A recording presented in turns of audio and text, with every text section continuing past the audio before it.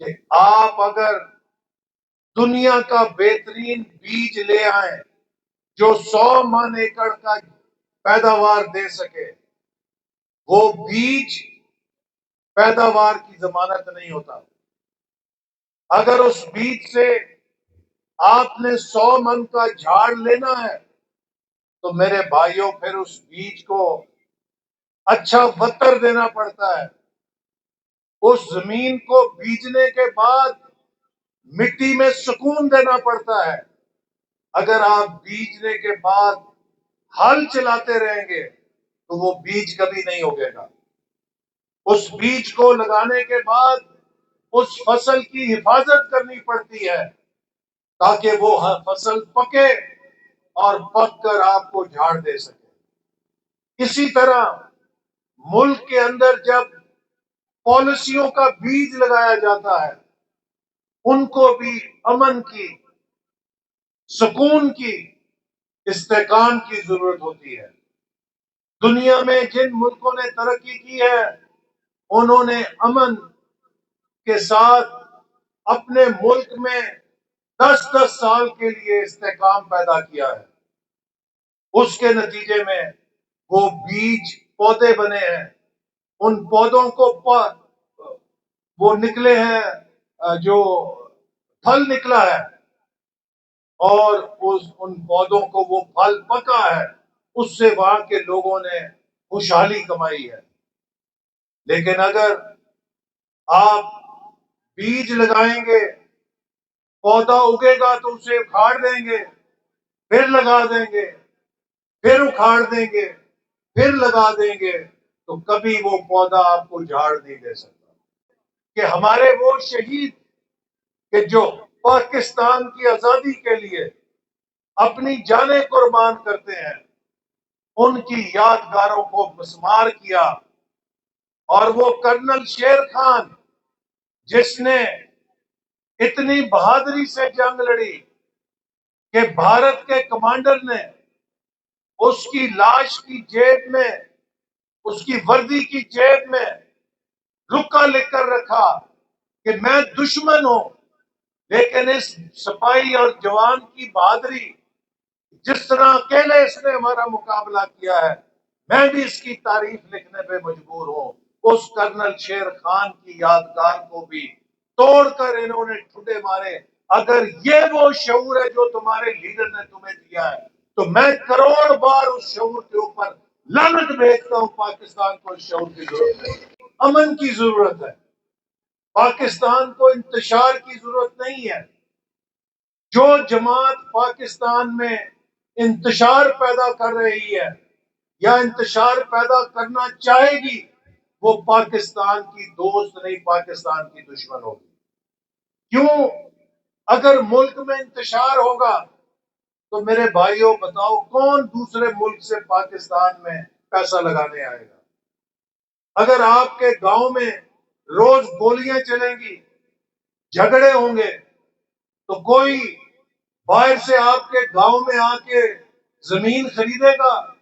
کوئی آپ کے گاؤں میں آ کے کاروبار کرے گا؟ کوئی نہیں کرے گا۔ آپ کا علاقہ تب ترقی کرے گا جب آپ کے علاقے میں امن ہوگا، استحکام ہوگا، تب لوگوں کو نظر آئے گا کہ یہاں پر ہم محفوظ ہو کے کاروبار کر سکتے ہیں۔ اسی طرح پاکستان کو بھی محفوظ بنانا ہے۔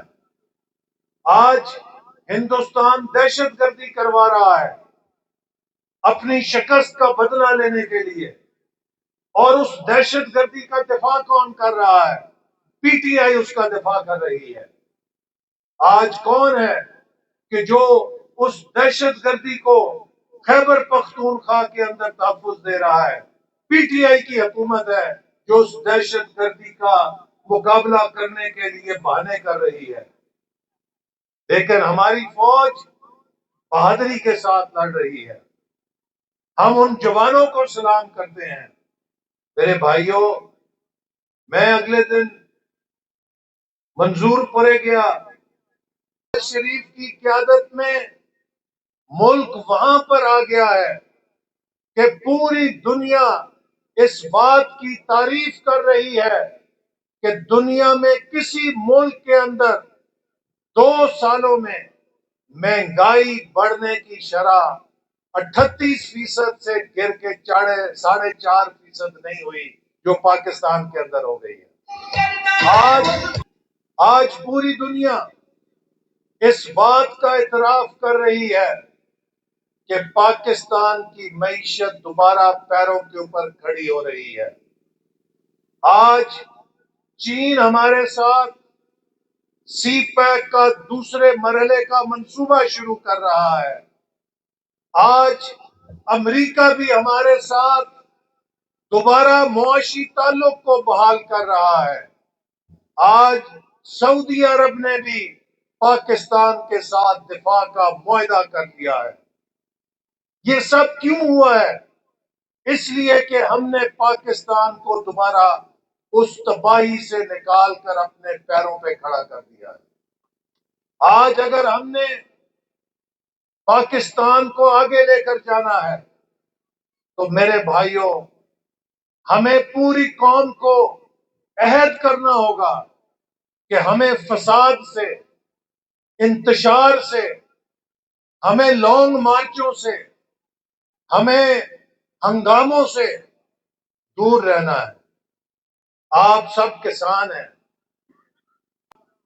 قومی اسمبلی میں کھڑے ہو کر اپنی بے بسی کا رونا نہیں رویا کہ جب عمران نیازی کے دور میں ہندوستان نے کشمیر پہ فضائی حملہ کیا تو اسمبلی میں کھڑے ہو کر کہتا کہ میں اب کیا کروں، میں کیا ہندوستان پہ حملہ کر دوں، میں اور کی کر سکتا ہے کہ اس ذلت نو قبول کرنے تو علاوہ میں کی کر سکتا ہے۔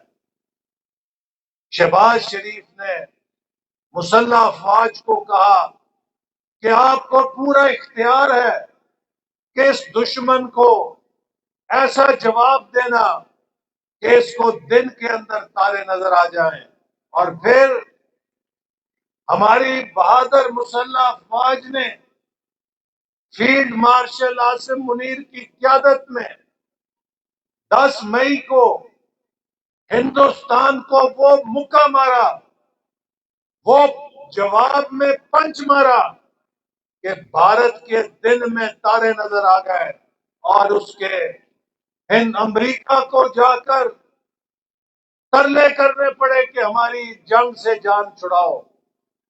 اور ہماری فضائیہ نے ان کے 8 جہاز گرائے۔